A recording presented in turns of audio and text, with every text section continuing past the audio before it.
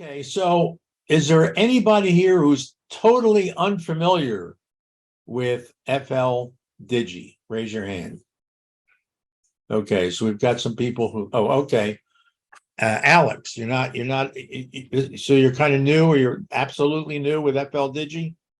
I actually tried to get it to work on, but I'm having problems getting my radio and everything to connect. Okay. I'm on a Mac, so maybe I can maybe at some point we can take a couple of minutes and maybe talk about how you got it to work. Okay, well, I'm only on a Mac for demo purposes. I'm on Windows for the real world. So are Okay. you doing, but this is running on your Mac though, right? But yeah, what you're seeing right now is running on the Mac, but the FL-Digi is actually listening to my microphone. You can see Okay. my whistle in the waterfall, and if I change frequencies, you can see it go down, which is good for the demo. But I don't actually have a radio connected to the Mac. I do the Mac because I'm doing it on the Mac because I use the Mac for Zoom. It's a 27-inch Mac, so I like that big screen. I know that. Yeah, go ahead. My fallback is I have a PC that was running Linux, and Right. I just got a Windows license for it. But it's just more convenient because I'm in my den where I have a Mac, and I was just trying to use my Yaesu radio. Yeah, I don't know if there's anybody here tonight that's using a Mac to get it on the air. It's kind of rare still, that people would be using Mac. There is a Mac version of FL-Digi, obviously, and that's what I have running here, and that was pretty simple. And I've got the Mac version of FL-Amp. The only thing that's kind of weird, and we had a little trouble with it last time too, was if you go to right click. Oh, good, that's coming up. Everybody see that Mac editor thing? I'm going to move it off the screen, but I want to bring it back later. The macro editor. Okay, remember last time, Mike, they weren't showing up. They weren't showing up anyplace. And I noticed when I was playing with it today, the macro editor screen showed up once in a while. So I just was lucky enough to have it show up. I moved it to my second screen so I can always pull it back and work with it there. But sometimes it does some strange things. Okay, so there's a couple of things I wanted to go over on FL-Digi. The overview and any questions that you may have. Essentially, the FL-Digi for the Mac and the FL-Digi for Windows essentially work the same. The only exception is if you want to bring up your FL message automatically. Of course, there's no executable to have FL-Digi to look for. There is another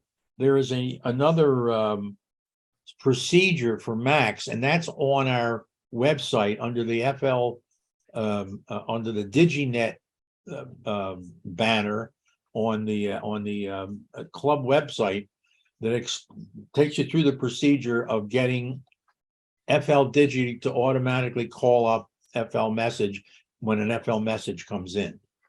With regard to FL-Amp, on neither Windows nor the Mac, FL-Amp does not come up. It's not designed to come up by itself. If you want to use FL-Amp in either as a receive or transmit mode, or both, or you have to first start FL-Digi, make sure that it establishes. You see a waterfall activity. In this case, my waterfall activity is because there's an acoustical coupling to the microphone in the computer. But normally you would look for it because there's a coupling to your radio.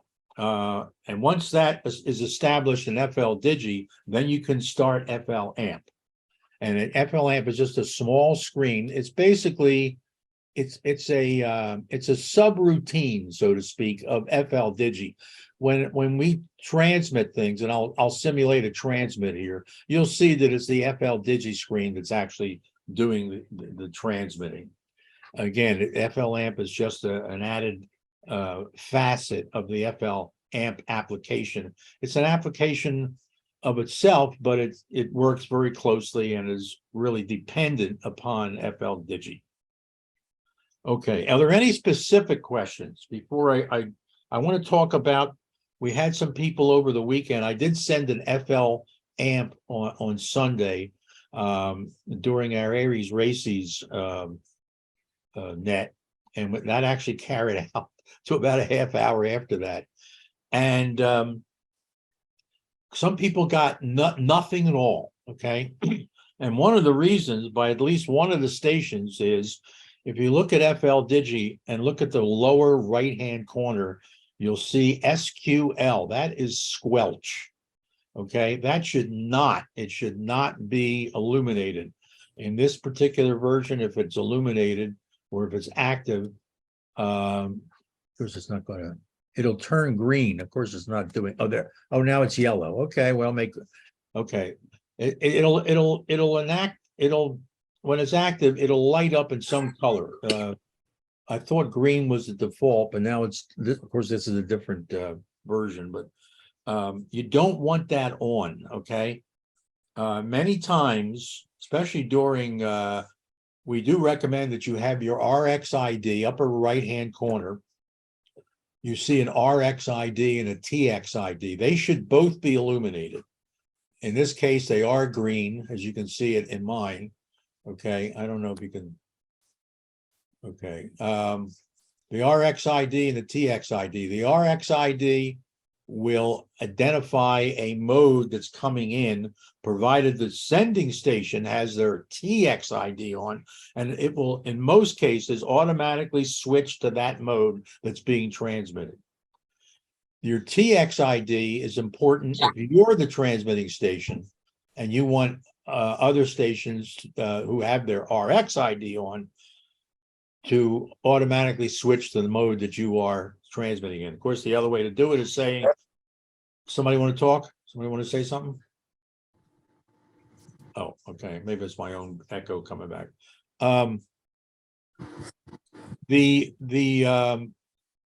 The other way to do it is to say, okay, I'm going to MFSK 128 or whatever you're going to, and then give people a couple of minutes or a few seconds to switch over. And one of the things we talked about is how useful these macro buttons are. Now you notice that I've got 4 rows of 12. There's actually a total of 48 available macros. If you go to view, the default, I'm going to go to view, hide 48 macros. The default is only 12 at the bottom of the screens, the bottom of your transmit screen. Remember, your yellow screen is your receive screen. Your transmit screen is your blue screen. And at the bottom, by default, at the bottom of your blue screen, you're going to see only 12 macro buttons, which can be programmed individually. Some of them are pre-programmed, but you may want to change them or add your own. And what I find very useful is to have all 48 available.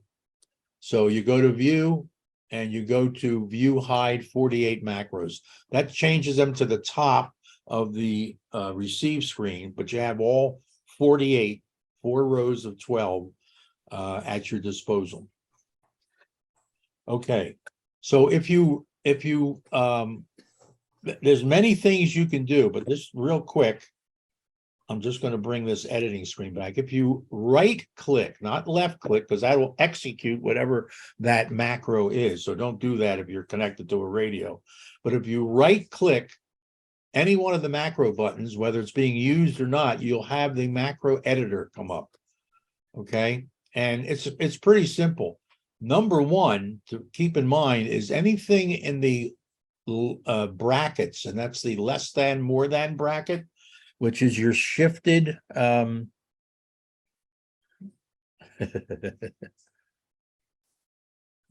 are they? Oh boy. Is your shifted comma is your left bracket, your shifted period on most keyboards is your right bracket.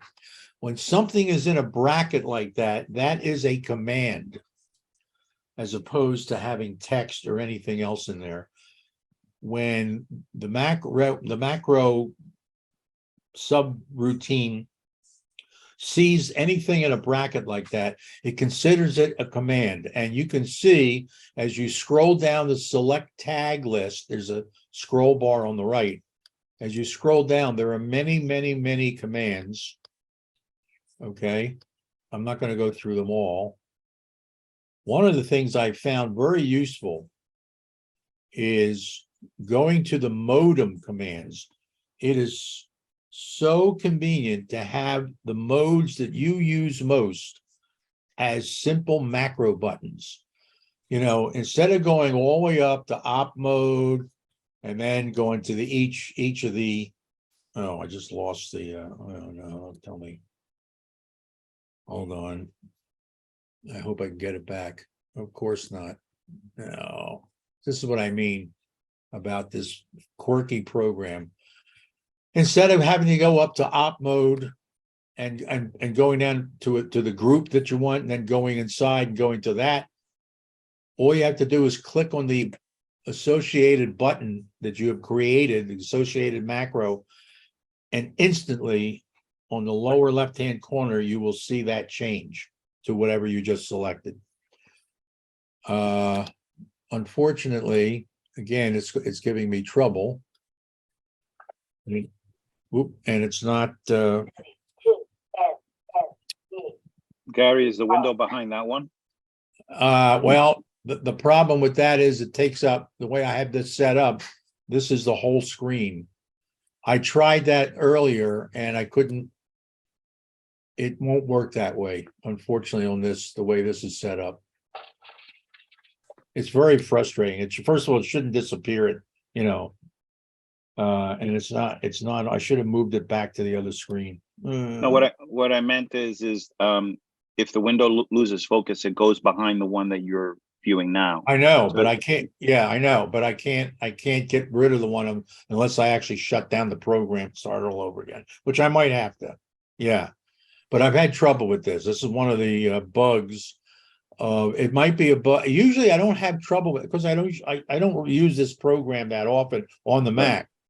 And it may have something to do with you know, it's fighting with the Zoom for screen real estate. I'm not sure, but it's something I never had trouble with before until I ran this program with Zoom, and then this happens. But I really wanted to demonstrate you know, what you can do with the macro button, but now I have an idea for you to try something. If yeah, you go up to the top left so that you get the little buttons again. Yeah, well, see that, see, I'm not getting them.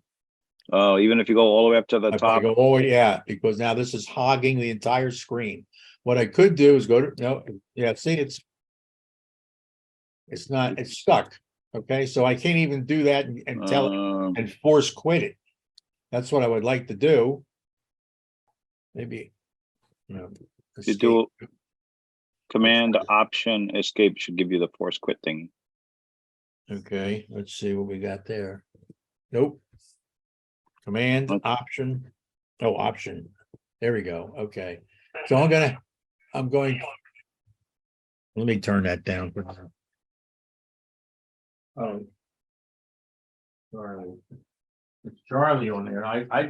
I spoke to Charlie, told we'd be on all right, one thing at a time. So we're going to force quit FL-Digi and try to start it again. And of course, while we're at it, we'll force quit FL-Amp because that has to be started after anyway. Okay. All right. I'm going to take that away. All right. So now let's start FL-Amp again. I'm sorry, FL-Digi. And FL-Amp.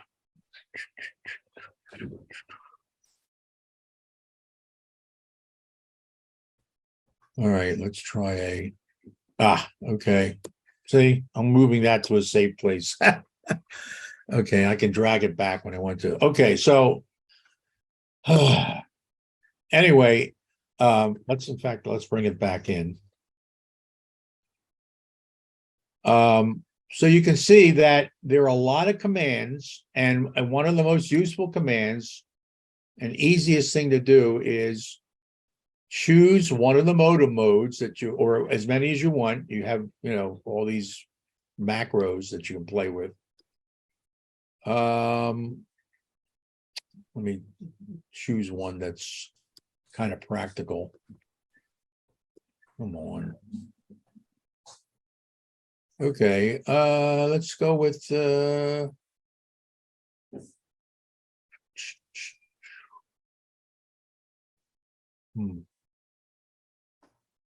Well, 8 PSK 250. So you highlight that, use the arrow that points to the left, the big green arrow, move it over there.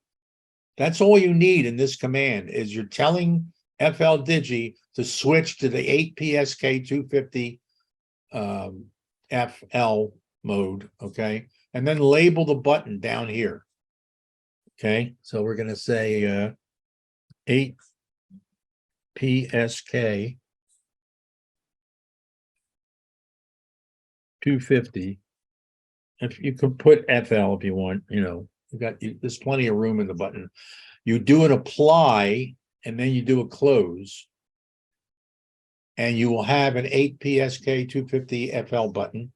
Right now you can see I'm in MFSK 128. If I just simply click that button, I immediately go to that mode. Very, very convenient. You can change modes because even the fast way, quote unquote, is if you're in a particular group and you left click down there in the lower left-hand corner, you will be able to choose anything else in that group only.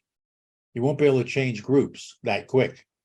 So it's even faster than that because that's a 2-click operation and this is a 1-click operation. They're very, and you can have it go into transmit, out of transmit. You can have it automatically transmit CQ with your call letters and whatever other information you want. You can do a brag. They used to call it brag. Tell people what your equipment is. Anything that's not in a bracket is text, and it will be displayed and sent as text. So you could have it go, toggle to transmit, put all of the information in, and then toggle to back to receive, so you don't have to do it manually, and just have these buttons for doing things automatically, almost like the FT8 type of thing. So they come in very handy. It just takes a little practice.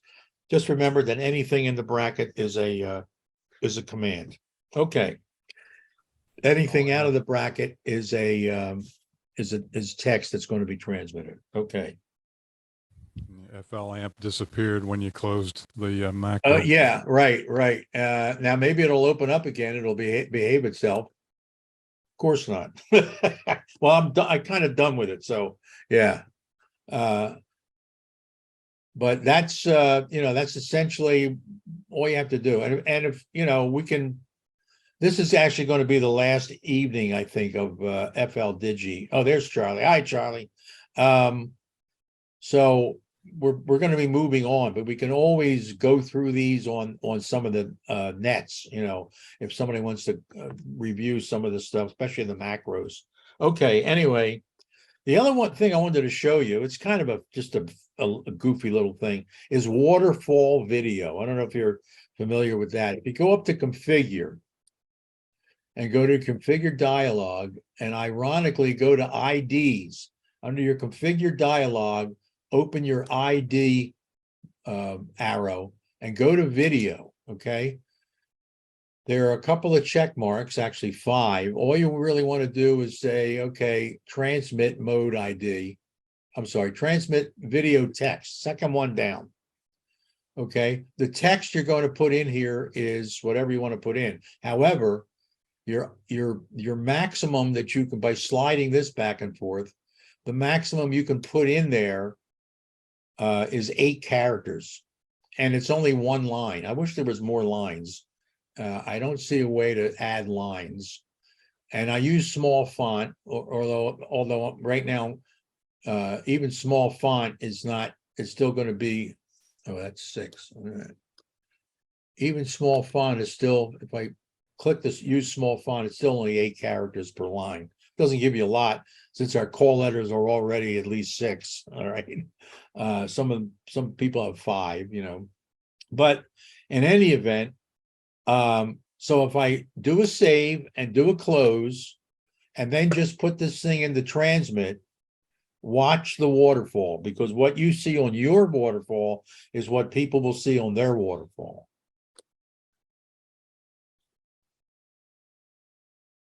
Oh yeah, the small font doesn't work too well. Let me go back and let's change that again. Configure dialog. Okay, let's get rid of the small font, do a save, do a close. Let's try it again.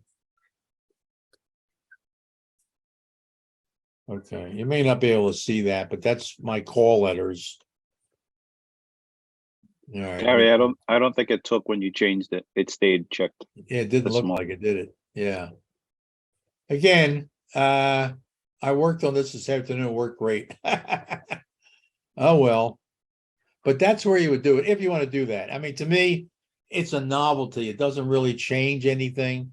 All right. And it just adds some stuff to the waterfall, which, might entertain some people thinking that all you can get out of the waterfall are signal levels. And that's it. You can also tell it to transmit the mode ID. Let's see what that happens. Let's see, save, close. I haven't tried that one. And we're just going to hit TR transmit.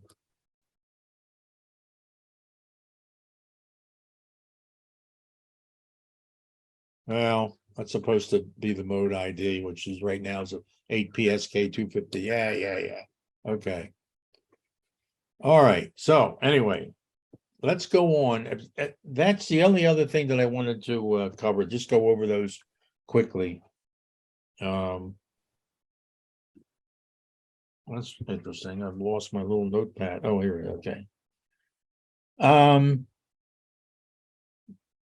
Are there any questions or specifics before we go into FL-Amp? Okay, again, very important. In order to properly use FL-Amp, you must start FL-Digi first. There is an option to start them both at the same time, not recommended. On the other net, we used to do on Tuesdays, now we do it on Monday, when I can get there. We found that if you start them both at the same time, sometimes FL-Amp doesn't realize it was started secondly, and it won't work properly. So do it manually. Start FL-Digi, make sure you have waterfall activity, especially from your radio, And once you see that, then you can start FL-Amp. FL-Amp is generally a very small screen, as you can see. I don't even think there's not even an option to make it any bigger. You can't drag the corners or anything. There's mostly, there's 4 tabs, aside from the standard file thing, okay, which is just folders and exit. Oh, come on. See, another. Okay. Script we don't bother with at this point, okay? The ones that are important at this point are receive and transmit, the 2 most important ones. And configure. Events are, I'm not going to go into that. You can see what's there. It's nothing that's going to affect day-to-day procedures. Configure is important. First of all, it wants to know your call sign if you're running it for the first time, and maybe your name, any other info. But the 2 most important points are you want it to auto sync FL-Amp to FL-Digi mode. You could be in a group and you're all sending messages and you're an 8PSK250, maybe you're using that and it's your turn to send something. If you don't have it synced to your FL-Digi setting, you may be transmitting in another mode and nobody's going to get, they're going to, what's he doing? He's in another mode. So make sure that that is checked. And you also, that's the second one down. And the fourth one down is important too. Enable transmit on report. And I'll show you what that means. When you're receiving, okay, again, FL-Amp uses FL-Digi to transmit files. What FL-Amp does, though, is it takes the files as they are digitally, and it organizes them into blocks, and it sends them one block at a time. So when and we'll talk about that when we go to the we look at the transmit tab, but just know that they're going to come over there. They could be anywhere from one block to tens of blocks. Okay. And when you first, when the transmitting station first transmits starts the beginning of a transmission and transmits the header, and we'll talk about that as well when we get to the transmit tab. It's going to tell you as a receiving station what the file name is, what kind of file it is, how many blocks it has, what's the size of each block. And when it tells you how many blocks it has, since you didn't receive any yet, all of the blocks are you're going to see the number of the block that you didn't receive in the missing window. It's going to start out with, if it's a 16 block file, you're going to see 1, 2, 3, so forth, all the way up to 16 or whatever, how many blocks there are. As it continues to send, after you receive your first block, you're going to get a blue rectangle that represents that block, and that 1 comma is going to disappear from the missing. Hopefully, if you get all 16 blocks, and you'll be able to see them disappear and appear as, they're not numbered, but they'll just appear as solid blue rectangular blocks. And the reason why I say they're rectangular, because their size varies. The received blocks will always, irregardless of how many blocks are sent, the received blocks will always fill up the block window. So 4 blocks will be 1/4 of the window. 8 blocks will be 1/8 of the window each. 16 blocks will be 1/16 of the window, so forth and so on. So as you get up to 32 and 64 blocks, the blue rectangles are going to be smaller and smaller. But if you get them all, you're going to fill up that block's window with the blue blocks. If there are any missing blocks, you'll see a gap in the blocks, and that particular block number will still be in the missing block. So you might got, out of 5 blocks, say it's a 5-block file, you may see 3 blocks together, a gap, and then a 4th block. Well, the 4th block is really the 5th block. You're going to see 4 up here, and the gap represents the missing 4th block. Okay. And the reason why you have to do a transmit on report is the sending station is going to ask for reports. And you're going to go to report, and you're going to click on report, and that's going to look at any missing blocks and actually transmit that information back to the original transmitting station. Everybody can see it, but the original transmitting station will be able to do a fetch. I'll show you that in the next screen, and send you your missing block. Okay. Now, the other way to do it is you're going to see the missing blocks. Okay. You might be missing blocks 1, 3, which means you're missing 1 and 3. You got 2. The transmitting station will have, again, they have the option to fetch. Once you transmit, if you transmit a report and you have that, you can transmit on report, and you do transmit, all they have to do is do a fetch, and fetch will automatically fill in the blocks that are missing for your station. There might be more than one station. So somebody else is going to send a report. Maybe they're missing block 5. Again, the operator at the transmitting station does a fetch and block 5 gets filled in. The other thing you can do is you can do it orally, because you have the ability as the sending station to put blocks in separated by commas. So they can verbally tell you what blocks they're missing.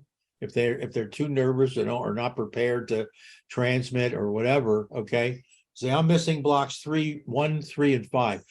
The transmitting station operator can just simply type them in, separated by a comma, and then do a transmit, okay? And those blocks would be retransmitted. Okay, so I'm going to simulate transmitting a file. That if you're just a receiver, if you are an FL-Amp receiver, you need to do nothing. You don't even have to click on the receive tab, okay? If you are on advanced or configure, or you forgot you're on transmit, you're still going to receive. You're just not going to see it until you click on the receive tab. You don't need to do anything as a receiving station with FL-Amp. Okay, in transmit, a little different. Obviously, you have to go and you have to go get a file. Okay, so that's under add. Okay, all right, it's not under file, it's under add. Okay, this is the transmit queue. You can actually put a whole bunch of files in there if you're not on a repeater and have the time and not have to worry about repeater timeout. You can transmit all, or highlight each one and then transmit them separately, or choose what you want out of multiple files. I'm going to go do an add. Click on add. It gives you a file manager type of screen, or for the Mac people, it gives you the God, gives you the you know what I'm talking about. Okay. Navigation. No, it gives you the Finder screen. Mac has its own, they call it the Finder, and that's what it does. It finds files. And I know that I put a file on my 500 gigabyte SSD drive under the DigiNet, okay? And there it is. It's a sun run. I've got solar panels up on the roof. And this is from 2019. I wanted to know, for some reason or another, how many kilowatt hours we generated in the month of December of 2019. So I made it comes in as a CSV, and I just put it into my spreadsheet just to look at it, and I totaled it as well. So I'm going to open up that file. Now it brings the CSV file in. It shows the path, and it shows the name of the file, and again, its extension. Okay, so I'm ready to transmit now. By default, FL-Amp has figured that it's going to be 64 bytes per block, okay? And this is the transmit report and transmit header, or header report. The header is what gets transmitted to all of the receiving stations that tell the stations this information. Importantly, how many blocks there are, 13 it shows, and how big they are. So the receiving FL-Amp uses that information to properly display what's going on. Now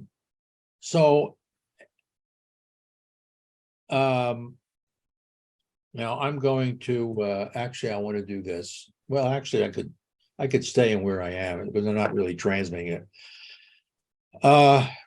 So in this case, it's a good idea to transmit the header more than once, in case somebody's got their squelch on that they don't realize. If you miss any part of the header, your receiving FL-Amp is just going to be blank. It's not going to know what's going on. So I like to transmit the header twice.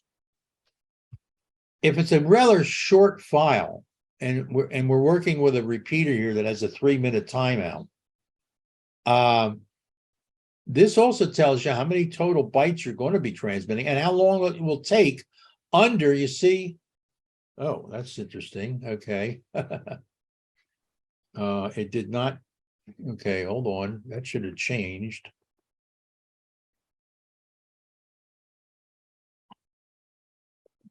All right, I'm going to actually transmit it at MFSK 128. And in my configure, I should have synced it. I don't know why. Maybe because I did it with a macro and it didn't take. I don't know. But now they're both synced. Okay. My transmit is going to transmit at MFSK 128. Still going to take 1 minute and 37 seconds, which is well under the repeater timeout, 3 minutes. Okay. And that's about it. There is an option to compress. Okay, now sometimes in a smaller file, if you compress it, well, this went down a little bit to 59 seconds. Sometimes it actually takes longer for a shorter file if you transmit it compressed than it does without compressing it. That's really designed for larger files. Okay, so I'm ready to go. There's a transmit button. Okay, I could use transmit all, but I only have one file, so it would be redundant. So I'm going to transmit it. What we're going to hear is we're going to see it on the FL-Digi transmit screen. We're going to hear it, and it's going to take 1 minute and 37 seconds. So bear with us. Here we go. Hopefully, there. Now you can read my. Now you can read my. Oh, that's wrong, but that's beside the point.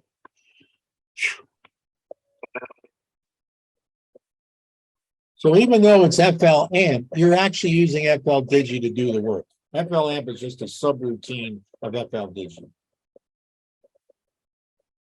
Also, you can see on my repeater, I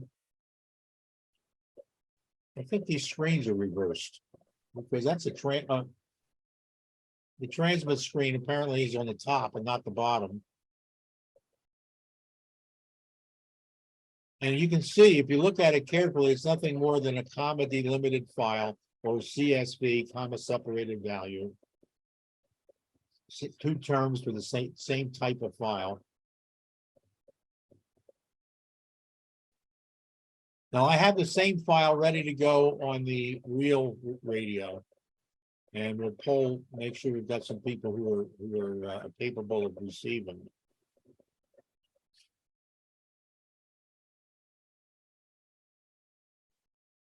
This does automatically terminate when it gets to the end. Now it is sending it twice. And remember, I told it to send 2 headers, and I told it to send the report or the file twice. So if anybody missed blocks the first time, there's a good chance that those blocks will be automatically filled in the second time. They won't even know it. You know, they'll see a missing block the first time, but that block may, because it's going to be sent twice anyway, that block may come in automatically. Okay, so we're done. All right, so again, I'd sent the header twice, my choice. You can see there's arrows, a less than, a more than, for both the report itself, which is the actual file, less than. If I did that, it would be once. If I did that, it would increment, decrement there, increment there, okay? I could have even sent it 3 times. That would have taken it to almost 2.5 minutes, which is still okay for the repeater. Depends upon the mode you're using in FL-Digi, how robust it is, and conditions. You're not always going to be using a repeater to do this. You might be on HF doing it, and maybe the conditions are not great that day, and you may want to send the report if it's not too long. You don't have to worry about timeouts. You may want to send a report more than once to make sure everybody got all their blocks. And then you still have the option of responding to reports and missing blocks. Okay. Who has the ability to actually receive an FL-Amp file? Because I'm going to transmit it over the repeater now. Anybody out there? I believe I do. Okay, Mike, right? Yes. Okay. Yes, sir. Well, you'll be if there's nobody else. I know. Yeah, I have a. Did we lose Did we lose Steve? I don't know. I don't see Steve there anymore. No, he's there. I'm here. I can Oh, receive, okay. Gary. Oh, okay. Are you ready to receive too, Steve? Yes. Okay. All right, here we go. This is going to be, So just real quick, the repeater, that Reading repeater is transmitting stuff. So I all don't right, know well, if you it's gonna may, come okay, through. you want to okay, I don't hear it, but let me know when it stops and then I'll start this one. Well, I mean, we could do it and just see what happens. Yeah, we can. It doesn't make any difference. You'll just be right over top of it. Yeah, we should be much stronger than them. Yeah, I'm ready when you are. Okay, here we go. Stand by. Now we're going to be at MFSK 128. 1500 on the waterfall. Here we go. I hope.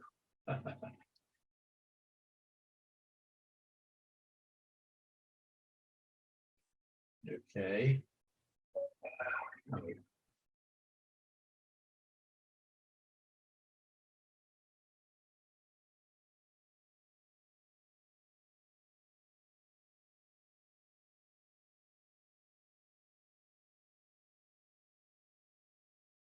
It's going to take 1 minute and 23 seconds, by the way, total.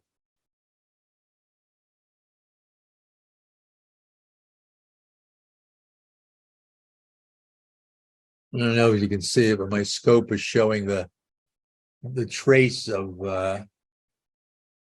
what's being transmitted.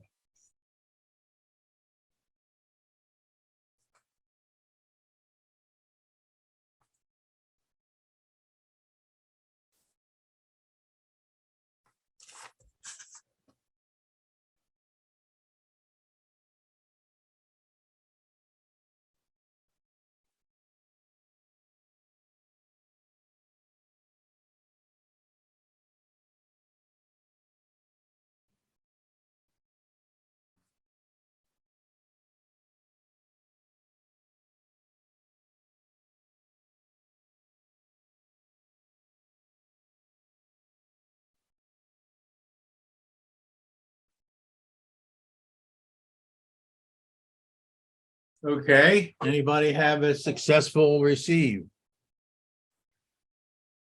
Rookie error. I had my squelch on. All right, well, I'm gonna, you know what I'm gonna do? All right, well, that's Mike.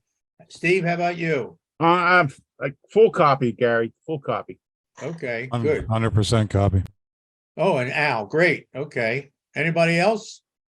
Actually, when you're sending on a repeater, you can be pretty sure you're really not going to have any missed blocks. So, you've got such a rock solid signal. So, Oh, yeah, right, right. Although I'll tell you, we've done the that Monday net. Well, we use the 147.270 up in Bucktown, and we have some trouble with that. I have to use a linear to get in there because it's that pretty far up. So we have, and then sometimes we purposely, we'll turn down the volume on our, to produce just for training purposes, to produce missing blocks, so we can, we can get into the report stuff and everything. I'm going to go to the receive. I'm going to transmit it again, Mike. Okay, so turn your squelch off. It's I'm off. going to turn my volume up and see if this machine picks it up by way of acoustical. I think it's probably a pretty good stretch, but we'll see what happens. Here we go.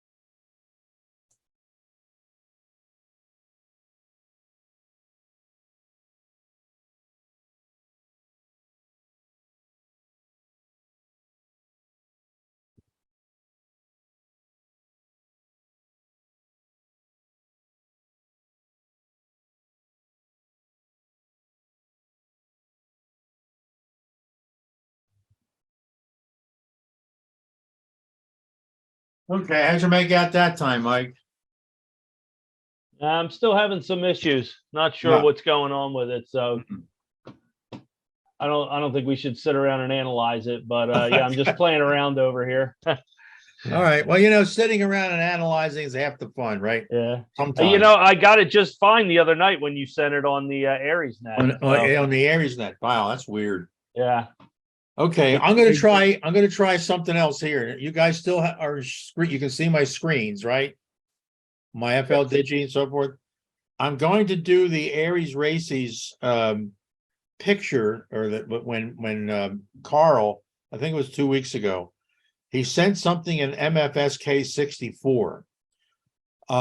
If you guys can, if you got acoustical coupling to your FL-Digi and or FL amp, I'm sorry, FL-Digi. We don't need FL amp for this.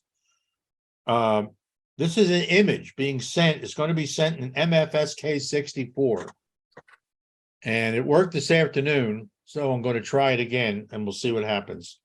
I'm doing it for I had recorded it on my iPhone as a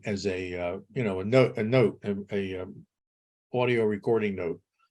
And it takes about 1 minute and 21 seconds. So here we go.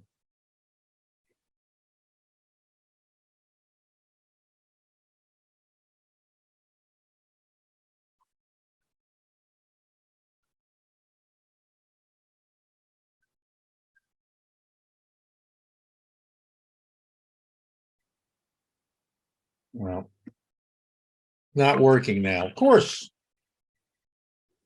Okay, let's make sure I got the volume all the way up. Oop.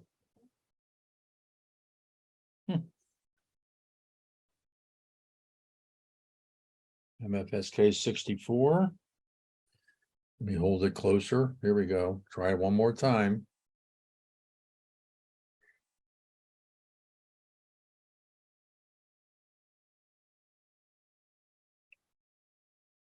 Oh, now I have no audio coming out of the phone. See what?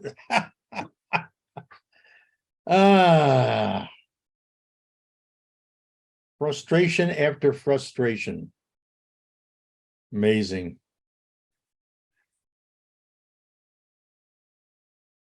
It's playing and I got nothing coming out of the phone. That's just great. Oh, okay. Okay, try one more time. Here we go.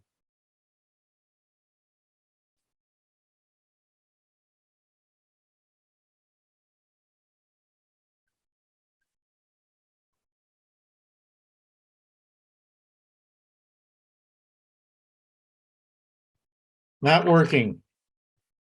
Okay. I should have the image someplace. Oh, I guess I don't. It saved it someplace, but I don't know where it did. Oh, well, frustration.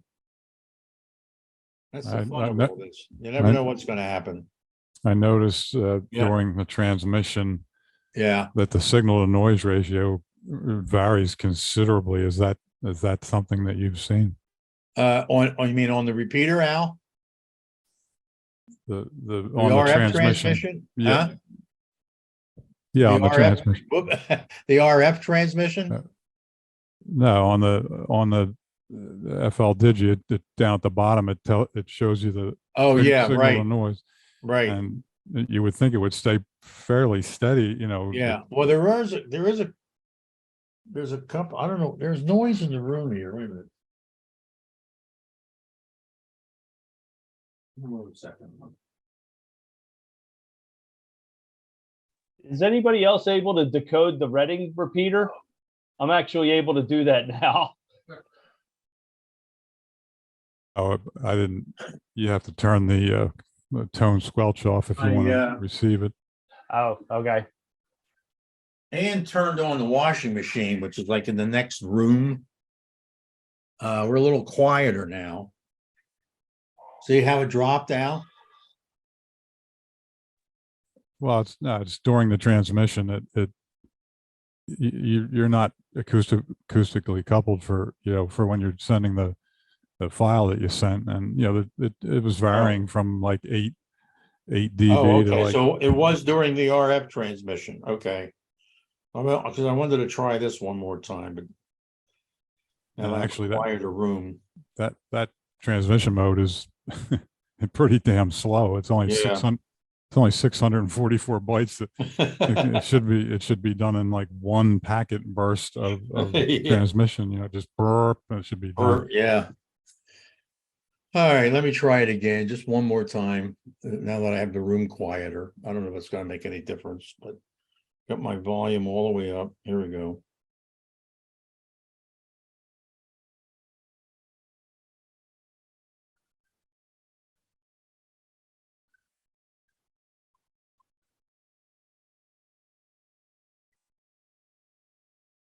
No, it's not working. Are you trying to send it through your microphone? Through your Yeah, acoustical coupling. It worked great this afternoon. The only other thing I can try to do is shut down FL-Digi and bring it back up again real quick. We don't need FL amp anymore at this point. So- for us to receive it, we'd have to change our Oh, yeah, our yeah. device. No, I'm just trying to show the demo, what it would look like to see an image come through Oh, okay. on this screen. One more time. Here we go. I don't have a lot of faith, but we'll see what happens.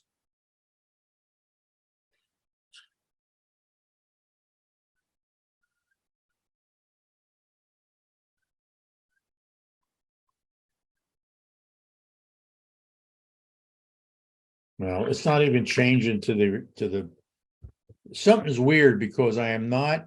Oh, wait a minute. I have my squelch on.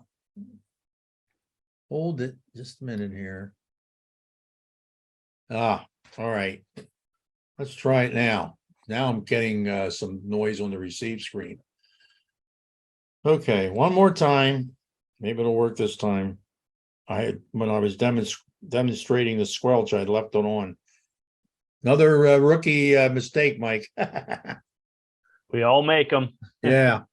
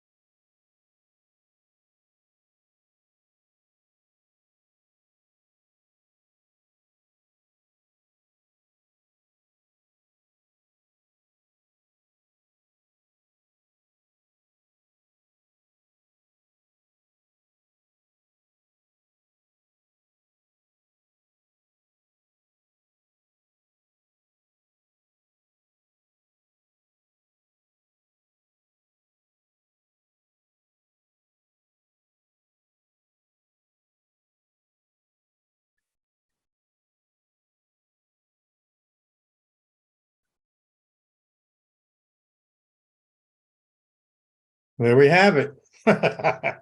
Another perfect example why you should not have that squelch on in the lower right-hand corner of FL-Digi.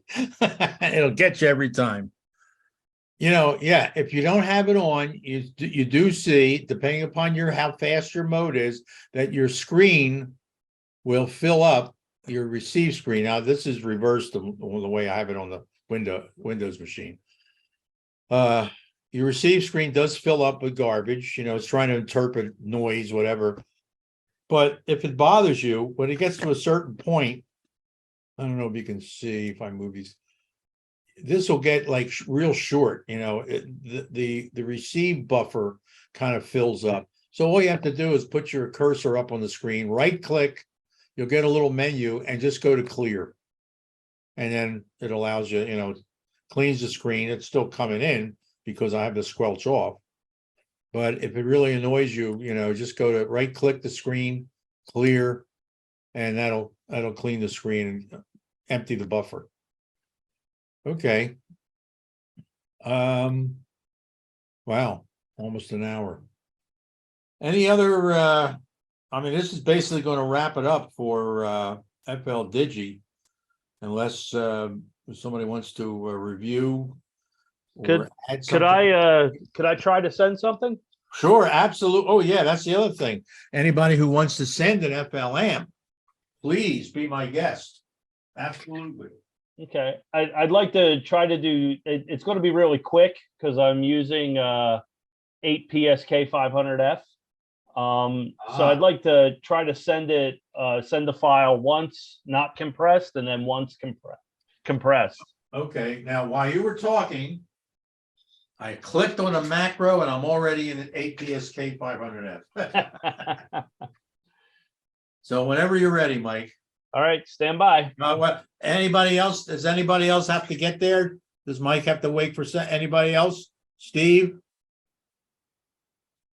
Should auto switch, right? If it's got the ID in If it. it's, yeah, sometimes it'll, I mean, most of the time it'll do that. Yeah, TXID's on. I'm going to send the header 3 times, but I'm only going to send the data once. Okay, that's cool. All right, here it goes. Okay.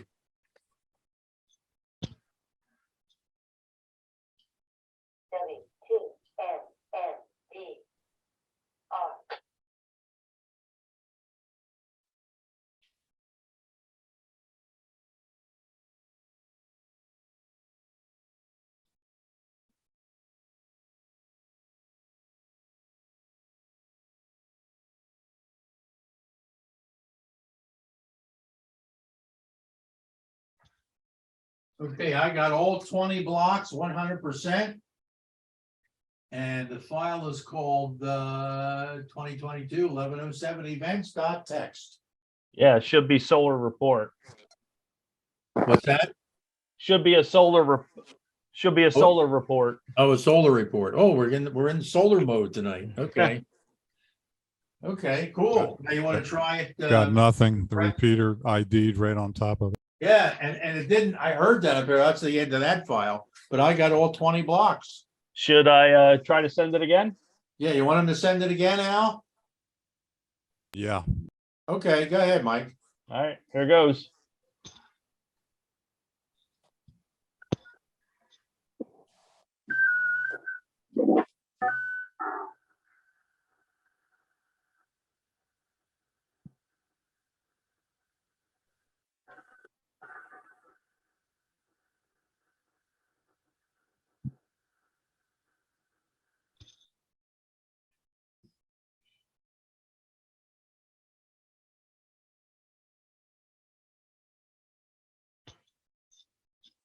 And there we have it. Okay, you know what? My receive and transmit screens are not reversed. What's reversed is my brain. So pay no attention to the man behind the Mac. Did Okay. you get it, Al? How'd you make out, Al? No, it didn't pick up the automatic mode change. It very strange the way the green bar on the bottom right is sort of like a signal quality indicator. Huh. And you know, typically you want your squelch just a bit up from, you know, being at the very bottom just to keep, you know, crud off the screen. And that bar is going up and down, you know, drastically, which means the signal quality is changing drastically. And it wasn't good. It wasn't good enough during Wow. the early part of the transmission. Doug has 100% copy. Yeah, Okay. me too. Well, I had it the first time. So why don't I do this? I am going to compress it and then try Thor 100. Okay, I was gonna say, try a slower mode, because sometimes I have trouble with 500 F. Yeah, okay, go ahead. Whenever Yeah, you're this one should be 1 minute and 5 seconds. So Ah. here we go. okay.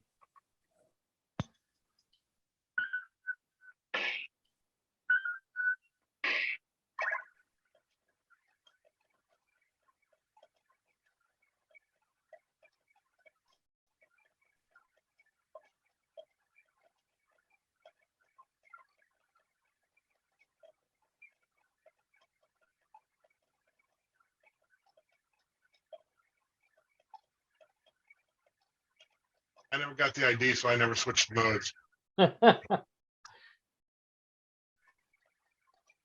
And my green indicator on the bottom is relatively steady, even the one over here acoustically. It's up at -10.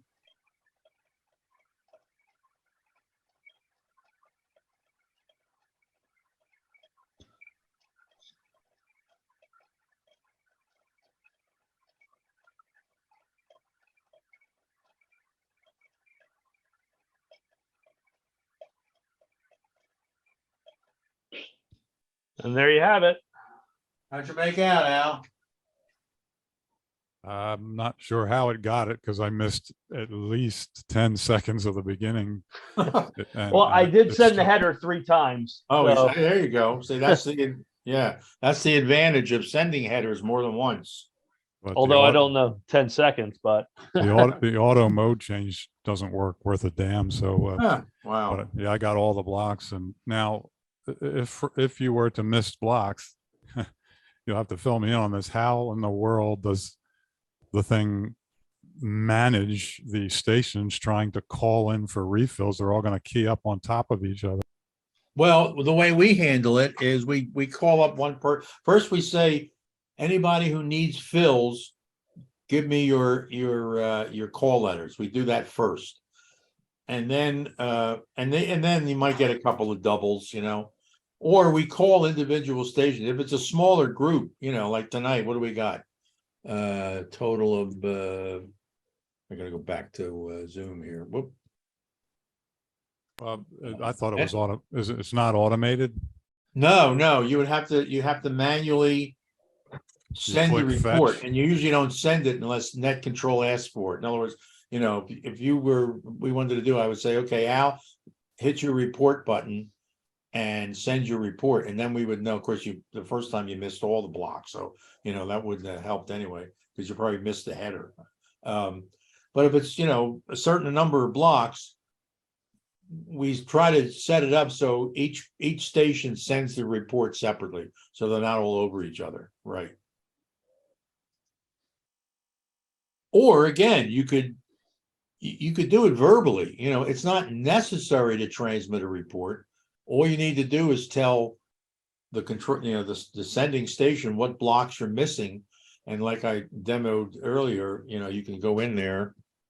We still have, no, of course I don't have it up. You can go in there and manually, let me bring it up real quick again. The sending station can manually, as a transmitting station, go in there into the blocks and put them in, let's say the first person missed 1 and 3. So you put 1, 3. Maybe the second station missed 3, 4, and 5. Well, you already got the 3, so you put 4, 5, and maybe the last station only missed block 9. So you just add the 9. And that way, those 5 numbers will take care of, anybody who's missed anything. They don't have to transmit their reports. They can give them orally. All they have to do is read it off on the receive side, they would read their missing blocks off of this window right here.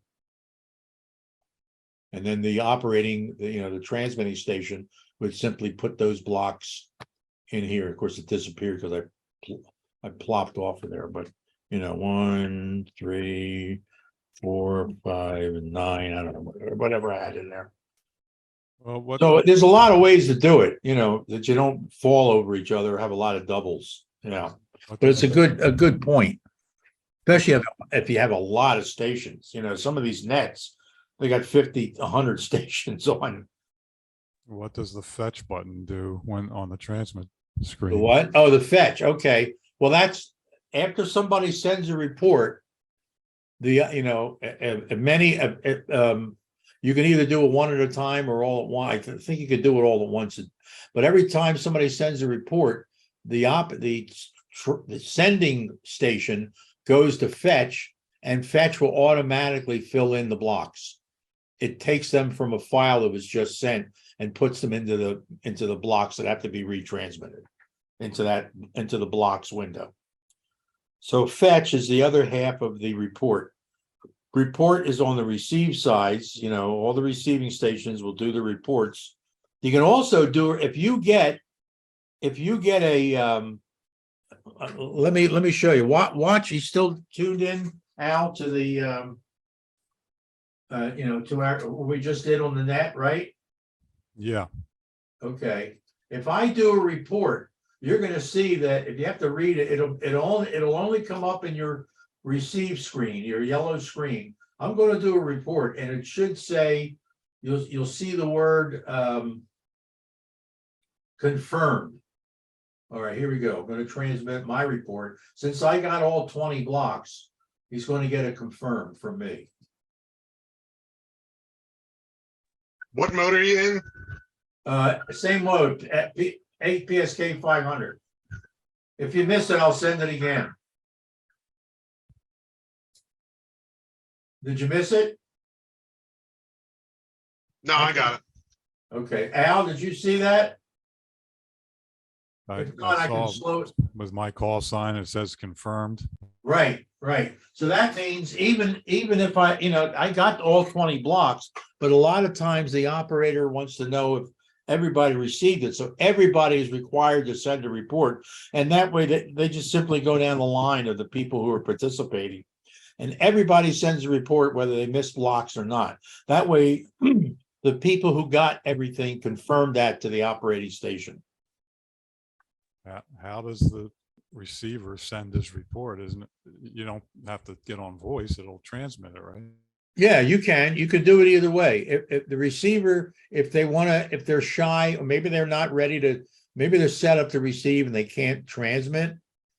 Okay, so all they have to do as a receive, they look at the receive window and they look at missing, they just, the missing blocks that they didn't get will be listed in the missing window here. So they just read off those numbers. It might say 1357, who knows, and then the transmitting station can put those in there, 1357, all cut separated by commas, 1357. 7 doesn't have to have a comma after it if there's no number after that. And then he goes and does a transmit. Okay. And it'll automatically retransmit those blocks. This is a very good program for sending a lot of types of files. Some of the programs in FL Message are very robust, or I should say some of the modes. But this, because it separates things into blocks and it really keeps track of what's going on, you don't have to retransmit the whole file. If it's a big file, you only have to retransmit the blocks that are missed by stations. Yeah, it seems. It's just another facet of FL-Digi, and in some ways it's very helpful. Seems pretty clunky. They could easily have it, completely automated. It's like a poor man's pack set. Do you remember that? I don't know if you remember. No, I was never into any of the pack. I was never into that. Well, let me explain that. The pack sets had a store and forward BBS. Well, whenever the satellite went over, people, you request, messages, you'd send, short transmission requesting a file. Well, if you're on there, even if you're not requesting any files, you'll copy all the data that you can copy. And if you miss a block, instead of the satellite having to send the whole file again, you just send a request and it just sends the block that you need.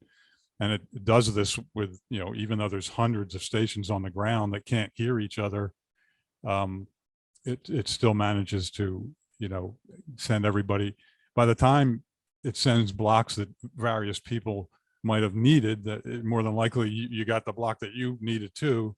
Yeah, So that happens. Very made very good use of the bandwidth by only having to do fills and by copying all the data coming down, even if it wasn't something you necessarily wanted at the time. You might have wanted it later and you'll already have it.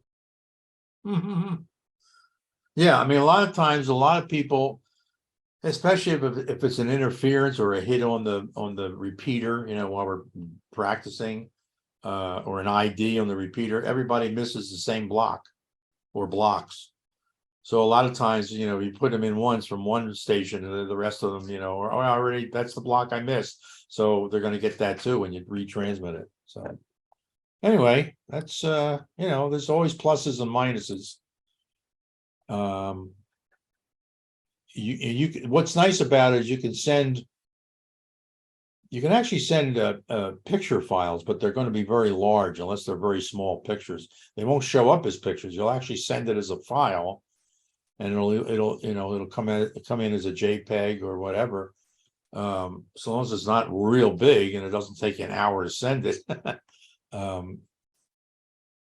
If the internet is out or your cell phone is out and you can't send a real picture, you can always use this. But I've never sent.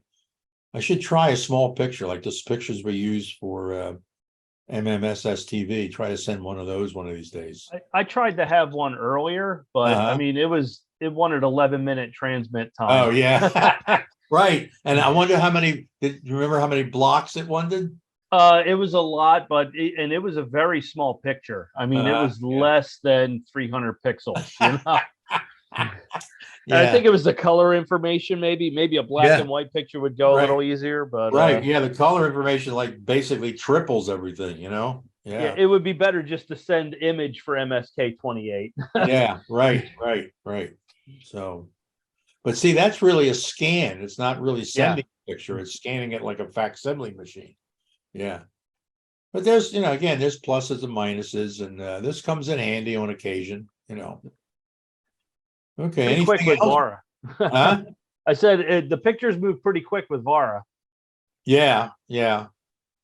But I haven't tried that either. I don't have a lot of luck with Vara or WinLink because when I try to log into a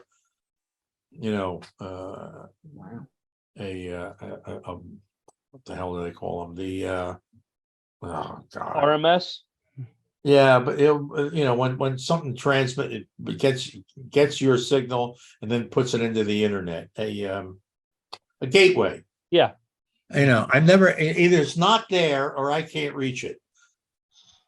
We have a lot of local gateways at one time, and I just didn't have a lot of luck getting into them. And the same thing with the HF gateways. And you're talking about just sending email, right? Yeah, just plain email. Yeah. Oh, okay. Yeah. The one at the clubhouse works on VHF. It's. Yeah, I think I tried it once or twice. I was like maybe 50% successful. And I think Carl has an RMS set up too. Yeah, he's got something going too. I might get back into it. I don't know. It's just, to me, Vara is very picayune about signal quality, and I don't know. I just that's why there's vanilla and chocolate, I suppose. Yeah. Okay. Also, the speed is governed by the price tag. So now, I mean, was I wrong? Now you can't do anything unless you pay for it. You can. Remember what happened a couple of weeks ago? Yeah. That's outrageous. Change $70 for a software that shouldn't be $70 is just, What they do, change it? Now you have to pay. Yeah, we were No matter trying what it speed? a couple of weeks ago. We were trying it on the the 5-county net. We were playing around with it, and those who didn't pay, although it worked the first time, it seemed those who didn't pay had a lot more trouble than those who paid. That's just I don't know. I think Barry's setup was not as good as he thought it might have been. maybe. Sometimes it's hard to tell Barry that he's not 100% right. But I won't go into that. Hey, listen, I just replaced an APC UPS. My old APC UPS is failing to actually back things up when there's a power failure. If anybody wants it, it probably just needs new batteries. And it's certainly, free to a good home. If anybody wants it, it is a Smart UPS C Charlie 1500. But at the very least, you're going to have to buy batteries for it. I replaced it with it's still a 1500, but I replaced it with the because I have one in the living room too. We have a lot of power hits. I'm not saying long-term power failures, but we have a lot of power hits around here. And I have too much equipment. What's this one? This is the backups 1500 also. It's a lot smaller. It's a newer model. It's about as long, but it's about half the width. So if anybody wants this one, the Smart Up C1500, they're certainly welcome to it. Just let me know, email me or tell me, call me or tell me now, and you can come over and pick it up at any time. Otherwise, probably next Saturday, I'm going to take it to the Washington Township recycle operation over there by the police station. Could that be delivered? It could be, it depends. It's kind of, my wife and I mean, it probably weighs 50 pounds. I don't know. I wouldn't want to really try to carry it to the car myself. But yeah, I suppose, I mean, if I have to take it to the recycle, I got to do that. So where are you talking? I'd be interested to get one. Huh? I'd be interested in trying to fix it. I'm not, I already replaced it, so I'm not going to worry about fixing it. No, with the batteries. Oh yeah, I don't know that. I don't know. I mean, I don't know enough about it, because I didn't consider. Let me just look underneath here. Gary, Yeah.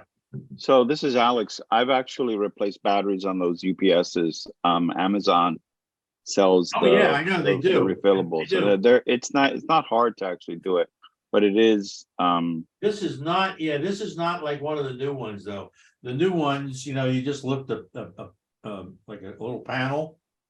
In fact, you have Right. they get shipped, but the battery's in backwards, and you have to lift the panel and turn them around and then put the panel back. This is not the case. If there's a battery replacement issue, it looks like screws have to be removed. I mean, I'm sure that I just don't see an easy way to replace the batteries.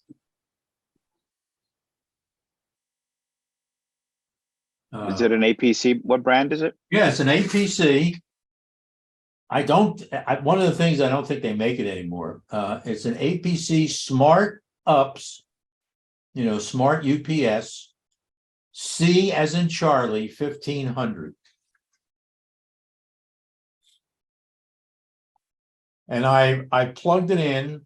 It shows that the battery had I think it's 5 segments. And as soon as I tested it with a power strip and one of those these, the neon testers. As soon as I threw the power off of the unit, one time it kicked in and it ran my little tester, which draws nothing. And the second time I tried it, this is when the computers and monitors I had the power failure. It turned itself off and did not supply any power. So, it could be battery. They just may not be capable of delivering the current they need to deliver. Or it could be, some kind of an electronic failure inside where it's not sensing properly. I don't know. But if somebody wants to play around with it, they're certainly welcome to it. Otherwise, it's going to go back. It's going to go to the recycle probably next Saturday. They open that up from 8 to 2 every Saturday, so you can bring your electronic boat anchors over there and properly. I was there. dispose of them. I was there recently to take a small motorcycle lead acid battery. And he initially told me no, they weren't taking lead acid batteries anymore. I think those are lead acid batteries. Probably, but I don't know. I'm not going to take them out. They may or may not take them. If they don't, I don't know what I'm going to do with them. Well, it was interesting because I was like, oh, well, I don't know what else to do with the battery, and he's like, Yeah. never mind, I'll take it. But I'm Oh, not sure yeah. what the issue was. Yeah, Like, well, I if don't I know why bring it they- over as an ups, They might take it. I don't yeah. know what they'll say. I have to try. If nobody wants it, I'll bring it over there. I don't know how they expect you to take, to get rid of the batteries if they don't take them. Yeah. It's probably heavy enough to have lead acid batteries in there. Well, that's why the new ones are so much lighter, because they're probably lithium ion. Anyway, any other questions or comments, jokes about FL-Amp or FL-Digi? I did have one question really Yeah. quick. Uh-huh. Was everybody able to see my TXID? Because I thought I heard a couple people that didn't hear it. Oh. Yeah, I didn't get it. I didn't get your TXID. Okay. And I, Either when I was hard coded to that same one, the first one, I didn't get it, but it went through. And then when you changed it, I didn't change it. I wanted to see if the TXID would work, and it Okay. didn't. So the second one failed. Yeah, I'm wondering if the Vox on my signal link just didn't get it took a moment for it to trigger and it might have missed some of the TXID. where's That's your delay set on your signal link? The delays, it's pretty low, but I thought that the delay was the hang time after the transmission. I don't know. I just Well, what I did is I, the little video ID that you talked about earlier, right. it looks like it does that before the TXID. So I enabled that. So that should trigger my Vox. Oh, okay. And Right. then, so I think I might have got rid of the problem. It's Okay. strange that FL-Digi doesn't have like a tone that you could transmit before everything else, knowing that people use Vox, but Right. whatever. Yeah. Yeah. Give it a try. Yeah. You mean now or? Yeah, why not?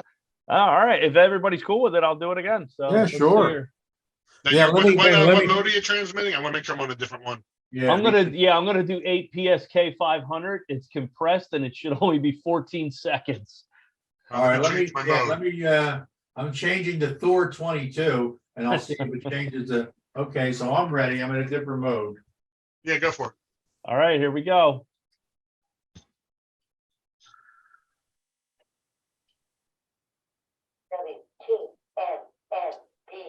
Damn that ID.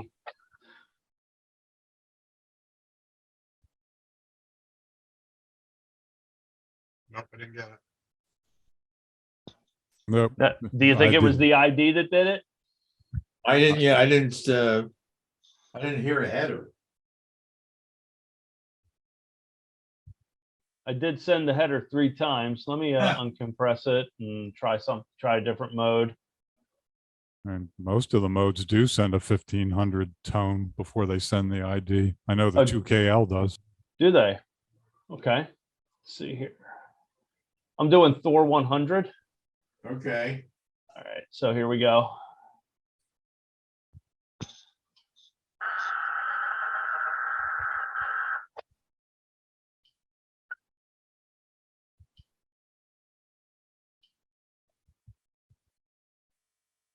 Well, mine didn't change. No, I didn't get it. Yeah, it doesn't work well at all. It was transmitted fine, those Huh. those That's interesting. So maybe I did notice that I was triggering, it did shut off halfway between when I did the video and when the TXID, and it clicked twice. So maybe if I do increase the delay, that would work. I'm going to cancel. Okay. Yeah, there's a long pause between the video ID, which probably unkeys the Yeah, yeah. the signaling. It defeated the very purpose.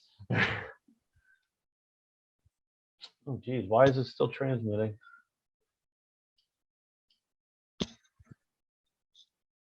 Huh.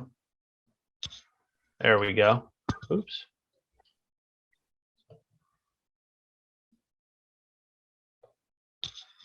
Seems to be sending the ID, and I see it on the screen, but it doesn't change. Not changing. Yeah, let's see here. No, I got it when Gary was sending it on his. I got the tone. I'm just not getting it on yours. You got a signal link, Gary? Yes, I do. Yeah. Okay. What's your delay set at? Delay is set at about 9 o'clock. I'm sorry, wait, 12 o'clock. Oh, 12 o'clock. Okay. All right, let me give that a try. And I'm going to change that. I'm going to use the quick mode again. Let's see here. See, I need to set up your macros because I'm going through the menu. Ah, Let's see here. Okay, compress should be 14 seconds. Here we go.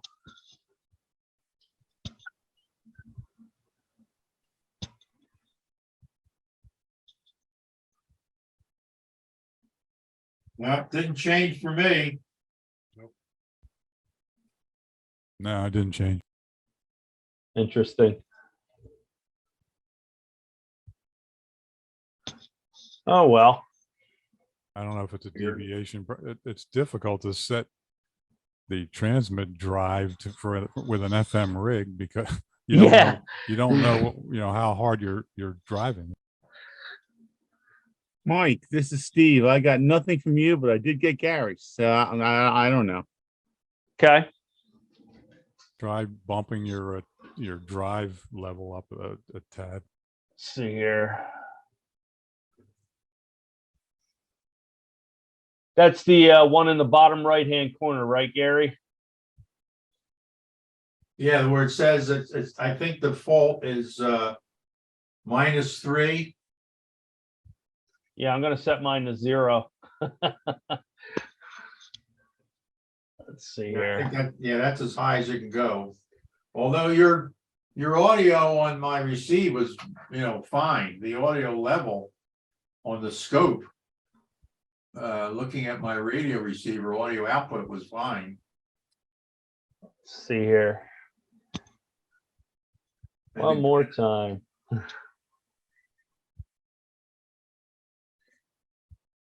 I'm probably over deviating. It didn't change. It's no difference.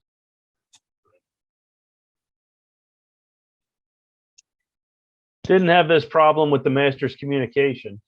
Huh. All righty, chalk that one up.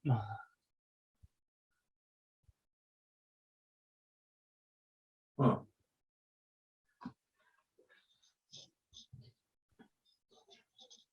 Okay, anything else that anybody wants to discuss or ask?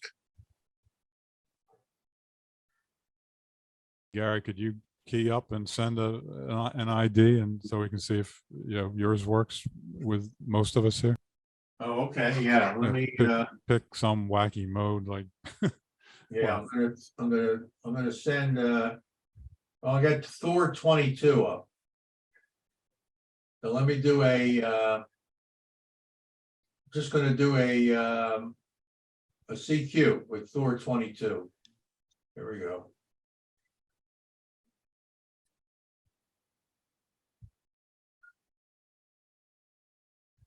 Yeah, I got it. Yep, switched right over. And it sent a pilot tone before it sent the ID. Yeah.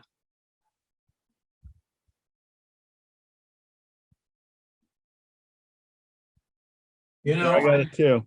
I seem to recall when you tell it that you want to do the transmit ID, there's something else that has to be set that tells all the modes to listen to that. Yeah, it's the video box. You click on that box and it'll bring up all the modes. Right, but that's not, yeah, but that's not under the ID. Let me go with it. Yeah, I saw that under the video box. Oh, there's RSID under the IDs and there's RX modes. Yeah, okay, where's I see RSID. There should be another list to make sure that the ones that you want are. Yeah, there's a box to the right that says RX modes that you click. Oh, RX modes, right. Yeah, so the ones who are not getting it, make sure that everything is check marked in there.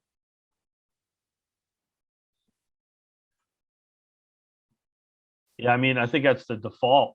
But, you know, if they're getting mine, they should be getting yours. Well, or There's unless I also got something transmit wrong. modes. There's receive modes and transmit modes. Oh, yeah.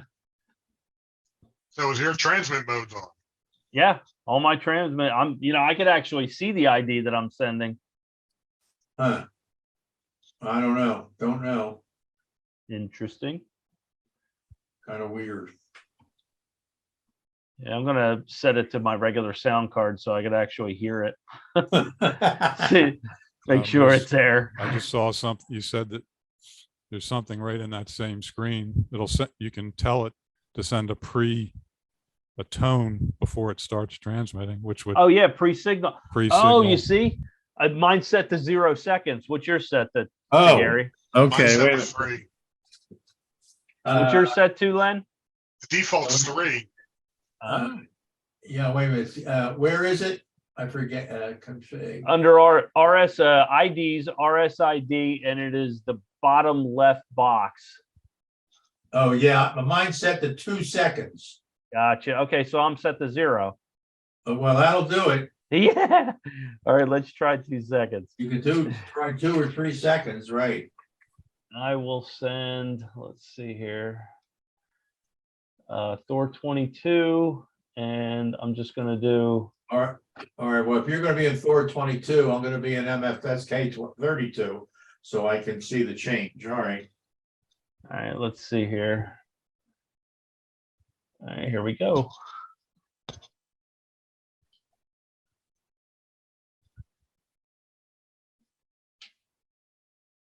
Well, mine didn't change again. Same here. It unkeyed. How come it's unkeying so quickly? It unkeyed, but it unkeyed between that initial tone and actually Yeah. starting. Hmm. All right, I one got it, more. Mike. Oh, okay, so you got it. Were you already in that mode? I have no idea. I think I was. I think I was because Gary had tried. Because I switched it to it, right? But still, I got something. Yeah, you're already in it. Yeah, I'll take the win. Right. Let's see here. I am going to try to monkey with the delay one more time, and let's make it into a faster mode. All right. Oop, no. Let me do 16.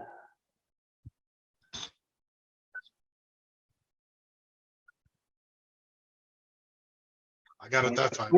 I got Thor 16 now. Yep, that's I got it. it that It'll time. work. All right, so what did you change? Okay, so I set my delay to 12 o'clock, so the box would not drop. Where my delay was. Yep, exactly. Now, okay, so here is something to note, Gary. Yes. The reason why your Vara might not be working is because your delay needs to be near 6 o'clock. Oh, yeah, I know. No, when I use Vera, Barry has to remind me, but I turned it down. Oh, okay. All right. I know this. I know you have to turn it down for Vera, right? All right. So that's good stuff. I didn't realize that in FL-Digi I needed to set the delay so high, and of course have a pre-tone of 2 seconds. So Right. Okay. thank you, gentlemen. All right. Mike, Yeah. I got your message, but I didn't get your header. So you didn't get the RXID. No, I didn't get that, but I did get the text message. You know, the text. Well, if you got the text, because I changed it over to Thor 16. So it had to have switched. Right, Roger that. Yep, I just looked on the computer. It says Thor 16. Okay. Cool. Yeah. All right, good. All right. Anybody else want to add anything? Okay, well, this concludes the FL-Digi course, or if you want to call it that, or session of our DigiNet. So we're gonna have to figure out who and what's gonna do the next one. We can do that in between, because it's the first, and what do we got here? Let's see. Well, I don't know. I mean, what do you think? This, come on, this is only the first Monday of the month. Hey, Gary, why don't we? Oh, you know practice what? some more? I have wrap up FL-Digi on the 21st. So, we finish it at the end of the month. It might be a review. Maybe we can play around with FL Amp some more. Let's just, since we have one more session in this month. And then we don't, we come back on the 5th of December. If it's okay with everybody, let's give it one more on the 21st. Let's give it one more evening of FL-Digi stuff, and then we can wrap it up. Just call it. How's that sound? I think that's good, and I think we ought to try and have more people transmit. Right. Well, that'll give some people maybe some time to get into the, modes where they can transmit and do more transmitting than blabbing. Okay. I mean, that would be good. Yeah.